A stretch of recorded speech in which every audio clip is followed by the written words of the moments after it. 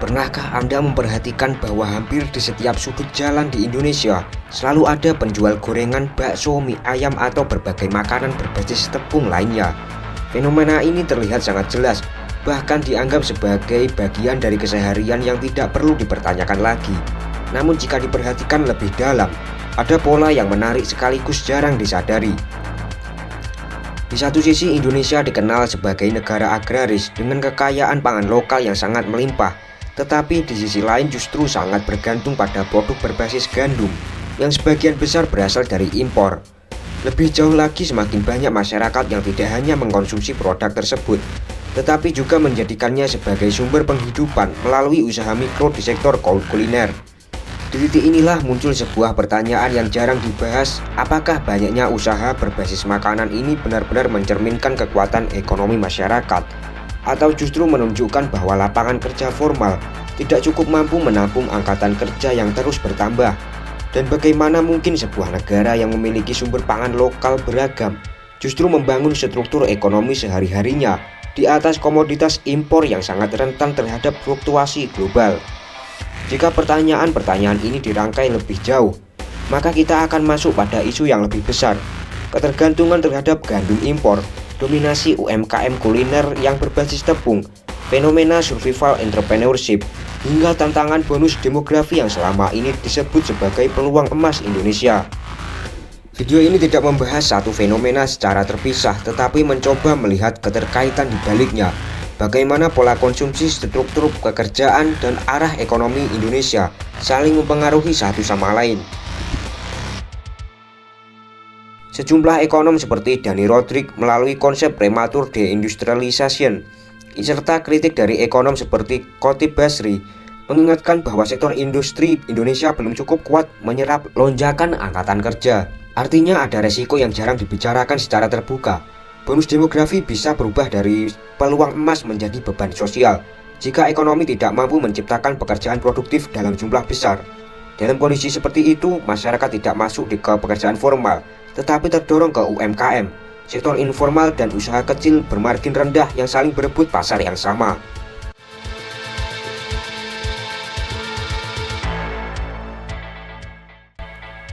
Peningkatan konsumsi gandum tidak hanya dipengaruhi oleh kebutuhan pangan, tetapi juga oleh kebutuhan gaya hidup dan perkembangan industri pangan modern. Produk berbasis gandum dianggap lebih praktis, mudah diperoleh, memiliki daya simpan yang lama, serta didukung oleh promosi dan distribusi yang luas. Akibatnya pangan lokal seperti singkong, sagu, dan umbi-umbian semakin kehilangan daya tarik, terutama di wilayah perkotaan. Fenomena ini menunjukkan bahwa pola konsumsi masyarakat tidak hanya dibentuk oleh ketersediaan pangan, tetapi juga oleh budaya konsumsi yang berkembang di tengah modernisasi. Ketergantungan terhadap gandum impor menimbulkan tantangan bagi ketahanan pangan nasional, karena hampir seluruh kebutuhan gandum berasal dari luar negeri. Indonesia sangat rentan terhadap kenaikan harga dunia, gangguan rantai pasok global, konflik geopolitik, maupun pelemahan nilai tukar rupiah. Ketika harga gandum meningkat, dampaknya tidak hanya dirasakan oleh konsumen, tetapi juga oleh jutaan pelaku UMKM yang bergantung pada tepung sebagai bahan baku utama usahanya. Fenomena ini menunjukkan bahwa persoalan pangan Indonesia bukan sekedar masalah ketersediaan bahan makanan, melainkan juga masalah arah konsumsi masyarakat. Indonesia sebenarnya tidak kekurangan sumber karbohidrat, tetapi mengalami perubahan budaya konsumsi yang membuat masyarakat semakin bergantung pada produk berbasis gandum. Apabila tren ini terus berlanjut tanpa upaya diversifikasi pangan lokal, maka ketahanan pangan nasional akan semakin rentan terhadap berbagai gejolak ekonomi global di masa mendatang.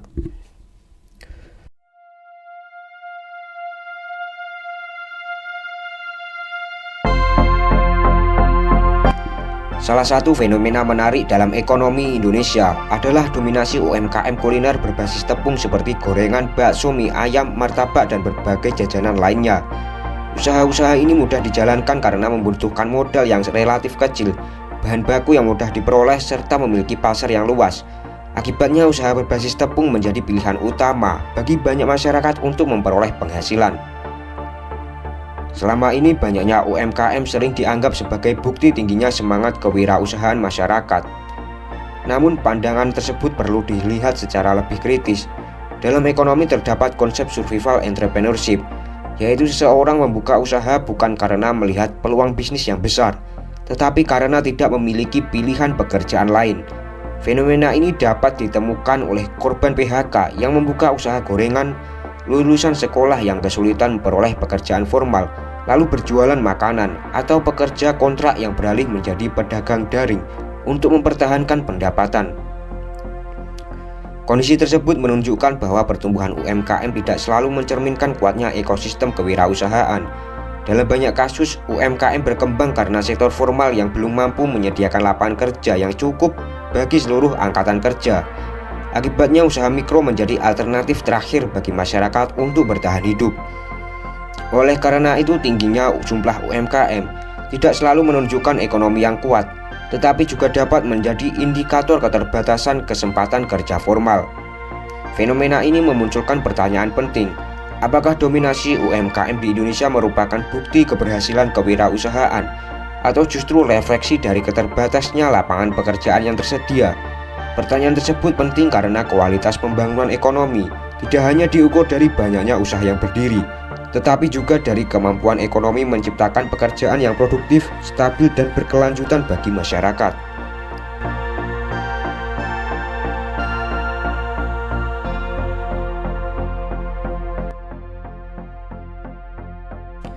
UMKM sering disebut sebagai tulang punggung perekonomian Indonesia karena mampu menyerap tenaga kerja dan bertahan saat terjadi krisis ekonomi. Oleh karena itu, meningkatnya jumlah UMKM biasanya dipandang sebagai indikator positif yang menunjukkan semangat kewirausahaan masyarakat. Namun muncul pertanyaan yang jarang dibahas, apakah banyaknya UMKM benar-benar menunjukkan kekuatan ekonomi nasional atau justru mencerminkan keterbatasan lapangan kerja formal? Perbandingan dengan negara maju memberikan perspektif yang menarik. Di Indonesia, sebagian besar unit usaha masih didominasi usaha mikro dengan modal dan produktivitas yang relatif rendah. Sebaliknya, Jepang bertumpu pada industri produktif, Korea Selatan berkembang melalui manufaktur dan teknologi, sedangkan Jerman didukung oleh industri menengah berteknologi tinggi. Kondisi ini menunjukkan bahwa negara maju umumnya mengandalkan sektor industri sebagai penggerak utama ekonomi, bukan dominasi usaha mikro sebagai penyerap tenaga kerja. Dari perspektif ekonomi pembangunan, tingginya jumlah UMKM dapat menjadi indikasi bahwa transformasi ekonomi belum berjalan optimal. Ketika sektor industri dan lapangan kerja formal tidak mampu menyerap seluruh angkatan kerja, masyarakat terdorong untuk menciptakan pekerjaan sendiri melalui usaha mikro. Akibatnya banyak usaha kecil bermunculan pada sektor yang sama, seperti kuliner berbasis tepung, dengan tingkat persaingan tinggi dan keuntungan yang relatif terbatas. Oleh karena itu, UMKM perlu dipahami dari dua sisi. Di satu sisi, UMKM merupakan solusi ekonomi yang membantu masyarakat memperoleh penghasilan.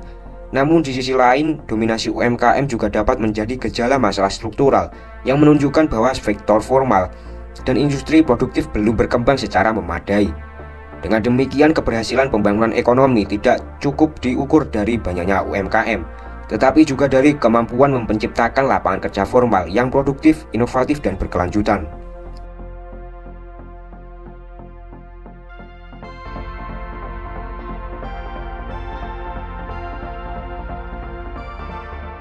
Tidak semua pelaku UMKM membangun usaha karena melihat peluang bisnis yang menjanjikan. Dalam ekonomi terdapat konsep survival entrepreneurship, yaitu kondisi ketika seseorang membuka usaha karena tidak memiliki pilihan pekerjaan lain. Bagi kelompok ini, usaha bukan sarana untuk mengembangkan bisnis, melainkan cara bertahan hidup dan memperoleh penghasilan sehari-hari. Fenomena ini banyak ditemukan di Indonesia. Korban PHK, pekerja kontrak yang tidak diperpanjang, maupun lulusan sekolah yang kesulitan memperoleh pekerjaan formal sering beralih menjadi pedagang makanan, penjual minuman, atau pelaku usaha mikro lainnya karena membutuhkan modal kecil dan pasar yang sudah tersedia. Usaha kuliner berbasis tepung seperti gorengan, bakso, mie ayam, dan martabak menjadi pilihan yang umum. Kondisi tersebut menunjukkan perbedaan antara opportunity entrepreneurship dan survival entrepreneurship. Pada opportunity entrepreneurship, usaha dibangun karena melihat peluang pasar dan potensi keuntungan jangka panjang. Sebaliknya, survival entrepreneurship muncul karena kebutuhan ekonomi yang mendesak. Fokus utamanya bukan inovasi atau ekspansi usaha, melainkan memperoleh pendapatan untuk memenuhi kebutuhan hidup.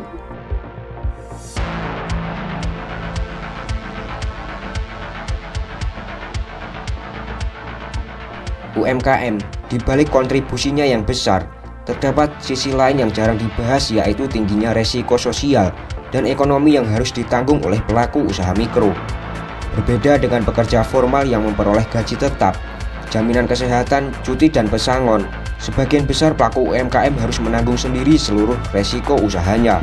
Modal usaha umumnya berasal dari tabungan pribadi atau pinjaman yang tetap harus dibayar meskipun usaha mengalami kerugian.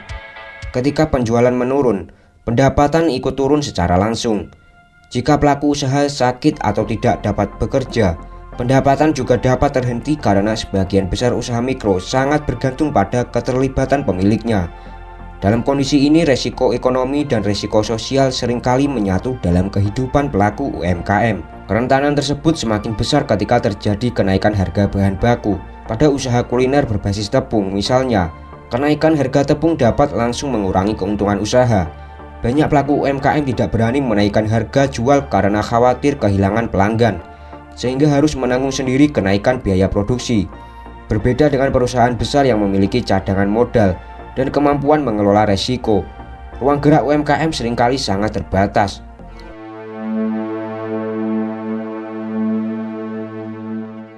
Salah satu fenomena yang semakin sering terlihat di Indonesia adalah tingginya konsentrasi UMKM pada sektor kuliner.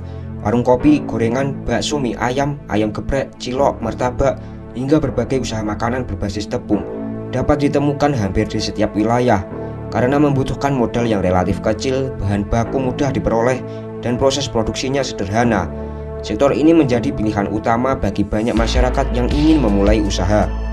Namun di balik pertumbuhan tersebut muncul fenomena oversupply, yaitu ketika jumlah pelaku usaha bertambah lebih cepat dibandingkan pertumbuhan pasar. Jika semakin banyak orang berjualan produk yang sama, siapa yang akan menjadi pembelinya? Ketika jumlah penjual terus meningkat sementara jumlah konsumen relatif tetap, persaingan menjadi sangat ketat dan keuntungan yang diperoleh cenderung semakin kecil. Fenomena ini semakin menarik karena usaha kuliner berbasis tepung memiliki hambatan masuk (barrier to entry) yang sangat rendah. Berbeda dengan profesi seperti fotografer, programmer, desain grafis, teknisi, atau konsultan yang membutuhkan keterampilan khusus, sertifikasi, pengalaman, dan investasi tertentu.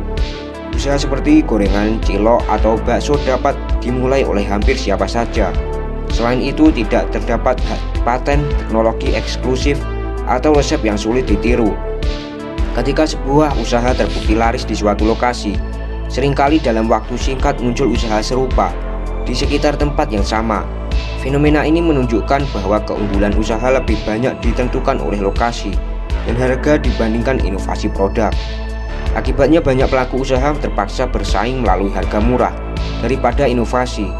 Tidak sedikit usaha baru yang akhirnya tutup karena kesulitan memperoleh pelanggan atau bertahan di tengah pasar yang semakin jenuh.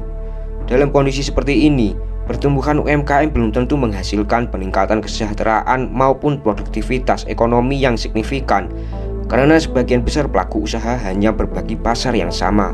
Tantangan ekonomi Indonesia mungkin bukan kekurangan jumlah wirausaha, melainkan kurangnya diversifikasi usaha dan inovasi. Sebagian besar pelaku usaha masih terkonsentrasi pada sektor yang mudah dimasuki dengan produk yang relatif seragam. Oleh karena itu, keberhasilan kewirausahaan seharusnya tidak hanya diukur dari banyaknya usaha yang berdiri, tetapi juga dari kemampuannya menciptakan nilai tambah, menghasilkan inovasi, dan membuka sektor ekonomi baru yang memiliki produktivitas lebih tinggi.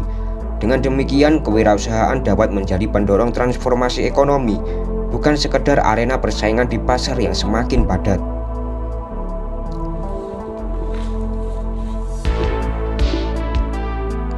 Pendidikan sering dipandang sebagai jalan untuk memperoleh pekerjaan yang lebih baik dan meningkatkan kesejahteraan.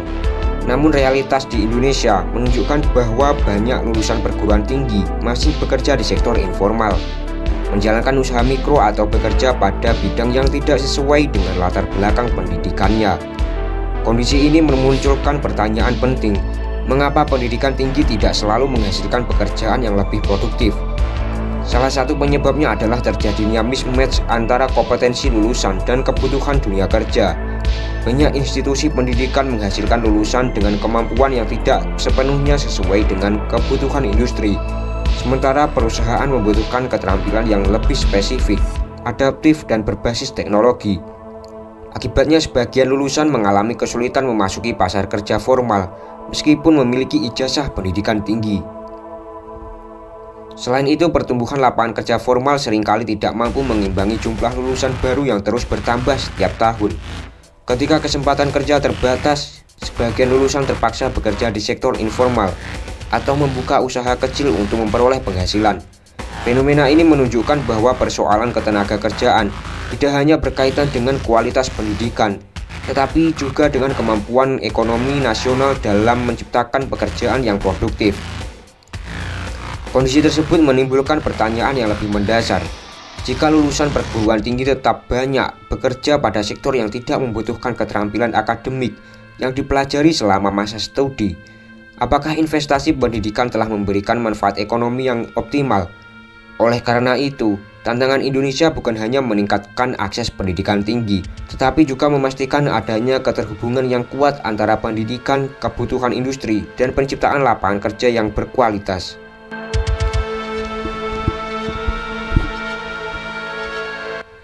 Indonesia sedang memasuki fase bonus demografi, yaitu kondisi ketika jumlah penduduk usia produktif lebih besar dibandingkan penduduk non-produktif. Secara teori, kondisi ini dapat menjadi peluang besar untuk mendorong pertumbuhan ekonomi, sebagaimana yang pernah dialami Korea Selatan dan beberapa negara Asia Timur lainnya. Namun bonus demografi tidak otomatis menghasilkan kesejahteraan. Keberhasilannya sangat bergantung pada kemampuan negara menciptakan lapangan kerja yang produktif bagi jutaan tenaga kerja yang masuk ke pasar kerja setiap tahun. Persoalan yang muncul adalah pertumbuhan lapangan kerja formal. Di Indonesia belum selalu sebanding dengan pertumbuhan jumlah angkatan kerja. Akibatnya sebagian masyarakat terpaksa bekerja di sektor informal atau membuka usaha mikro untuk bertahan hidup. Jika kondisi ini terus berlangsung, bonus demografi berisiko menghasilkan peningkatan pengangguran, membesarnya sektor informal, serta semakin padatnya persaingan antar UMKM yang memiliki produktivitas relatif rendah. Fenomena ini memunculkan kritik terhadap arah pembangunan ekonomi selama 1 dekade terakhir. Pada pemerintahan Joko Widodo, pembangunan infrastruktur berhasil dipercepat dan investasi terus didorong. Namun, sebagian pengamat menilai bahwa transformasi industri dan penciptaan lapangan kerja manufaktur belum berkembang secepat yang dibutuhkan untuk menyerap bonus demografi.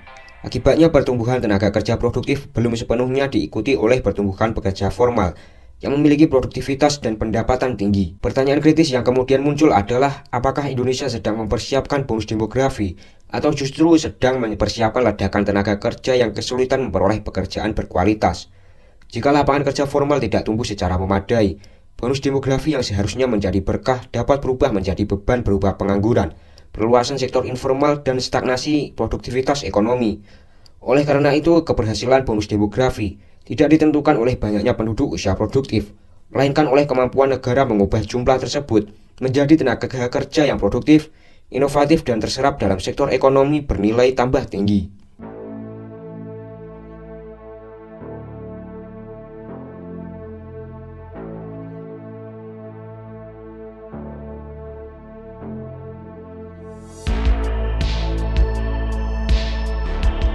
Salah satu isu yang semakin banyak dibahas oleh para ekonom adalah prematur deindustrialization atau deindustrialisasi dini, yaitu kondisi ketika sektor manufaktur melambat sebelum mampu menjadi fondasi utama perekonomian. Padahal dalam pengalaman negara seperti Jepang, Korea Selatan, dan Tiongkok, industrialisasi menjadi kunci penciptaan lapangan kerja produktif, peningkatan produktivitas, dan pertumbuhan kesejahteraan masyarakat. Dalam konteks Indonesia, sebagian ekonom menilai bahwa sektor manufaktur belum berkembang cukup kuat untuk menyerap pertumbuhan angkatan kerja yang terus meningkat setiap tahun. Akibatnya banyak tenaga kerja tidak masuk ke sektor industri modern, tetapi terserap ke sektor informal dan usaha mikro dengan produktivitas yang relatif rendah. Kondisi ini membantu menjelaskan mengapa usaha kuliner berbasis tepung berkembang sangat pesat, sementara lapangan kerja industri yang mampu memberikan pendapatan lebih stabil tumbuh lebih terbatas. Fenomena ini berkaitan dengan bonus demografi yang diperkirakan mencapai puncaknya pada periode 2030 sampai 2045. Selama pemerintahan Joko Widodo, pembangunan infrastruktur dan investasi menjadi prioritas utama. Namun kritik yang sering muncul adalah bahwa pembangunan tersebut belum sepenuhnya diikuti oleh transformasi industri yang mampu menciptakan pekerjaan manufaktur dalam skala besar. Akibatnya ketika jutaan penduduk usia produktif memasuki pasar kerja, sebagian masih harus bergantung pada sektor informal dan UMKM sebagai sumber penghidupan. Dari perspektif ini, fenomena maraknya usaha gorengan, bakso, mie ayam, dan berbagai UMKM kuliner tidak hanya mencerminkan semangat kewirausahaan masyarakat. Fenomena tersebut juga dapat dibaca sebagai gejala bahwa ekonomi Indonesia belum mampu menyediakan cukup banyak pekerjaan formal yang produktif. Oleh karena itu, berbagai persoalan yang telah dibahas sebelumnya, mulai dari dominasi UMKM, survival entrepreneurship, mismatch pendidikan, hingga bonus demografi, sebenarnya mengarah pada satu persoalan utama, yaitu belum optimalnya transformasi ekonomi menuju sektor industri yang bernilai tambah tinggi. Masalah Indonesia mungkin bukan karena terlalu sedikit orang yang bekerja keras, tetapi karena terlalu banyak orang yang harus menciptakan pekerjaan sendiri ketika pekerjaan produktif belum tersedia dalam jumlah yang cukup. Persoalan tersebut menjadi semakin penting ketika Indonesia memasuki era bonus demografi menuju 2045. Bonus demografi hanya akan menjadi keuntungan apabila didukung oleh penciptaan lapangan kerja produktif, penguatan industri manufaktur, dan peningkatan kualitas sumber daya manusia. Namun berbagai ekonom menilai bahwa Indonesia belum sepenuhnya berhasil memanfaatkan periode awal bonus demografi karena pertumbuhan sektor industri dan lapangan kerja formal belum mampu mengimbangi pertumbuhan angkatan kerja. Kritik yang sering muncul terhadap pemerintahan era Presiden Joko Widodo adalah bahwa pembangunan infrastruktur belum diikuti secara seimbang oleh percepatan industrialisasi dan penciptaan pekerjaan produktif berskala besar yang dibutuhkan untuk menyerap tenaga kerja muda. Di sisi lain, pendukung kebijakan pemerintah berpendapat bahwa pembangunan infrastruktur, hilirisasi sumber daya alam, serta peningkatan investasi merupakan fondasi jangka panjang untuk mempersiapkan Indonesia Emas 2045. Perdebatan tersebut menunjukkan bahwa keberhasilan bonus demografi masih menjadi agenda yang belum sepenuhnya selesai, dan hasilnya akan sangat ditentukan oleh kebijakan ekonomi pada dekade mendatang. Berdasarkan hasil pembahasan, terdapat beberapa saran yang dapat dipertimbangkan dalam upaya meningkatkan ketahanan pangan, produktivitas ekonomi, dan kualitas ketenagakerjaan di Indonesia. Pemerintah perlu mendorong diversifikasi pangan lokal melalui penguatan produksi, inovasi, pengolahan, dan peningkatan daya saing komoditas seperti singkong, sagu, jagung, dan umbi-umbian. Langkah ini penting untuk mengurangi ketergantungan terhadap gandum impor, serta memperkuat ketahanan pangan nasional. Pengembangan UMKM tidak seharusnya hanya berfokus pada peningkatan jumlah unit usaha, tetapi juga pada peningkatan produktivitas, inovasi, pemanfaatan teknologi, dan diversifikasi sektor usaha. Dengan demikian, UMKM dapat berkembang menjadi usaha yang lebih berkelanjutan dan memiliki nilai tambah yang lebih tinggi. Pemerintah perlu memperkuat sektor industri, manufaktur, dan menciptakan lebih banyak lapangan kerja formal yang produktif. Langkah ini penting untuk mengurangi ketergantungan masyarakat terhadap sektor informal dan meningkatkan kemampuan ekonomi nasional dalam menyerap angkatan kerja. Sistem pendidikan perlu diperkuat melalui peningkatan keterkaitan antara kurikulum, kebutuhan industri, dan perkembangan teknologi. Upaya ini diharapkan dapat mengurangi kesenjangan antara kompetensi lulusan dengan kebutuhan dunia kerja, sehingga investasi pendidikan memberikan manfaat ekonomi yang lebih optimal.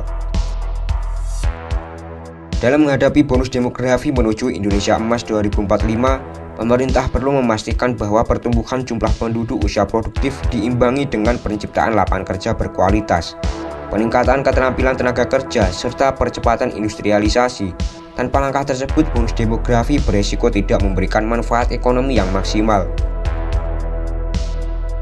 Penelitian selanjutnya disarankan untuk mengkaji secara lebih mendalam hubungan antara perkembangan UMKM, ketenagakerjaan, produktivitas ekonomi, dan transformasi industri di Indonesia agar diperoleh pemahaman yang lebih komprehensif mengenai tantangan pembangunan ekonomi nasional.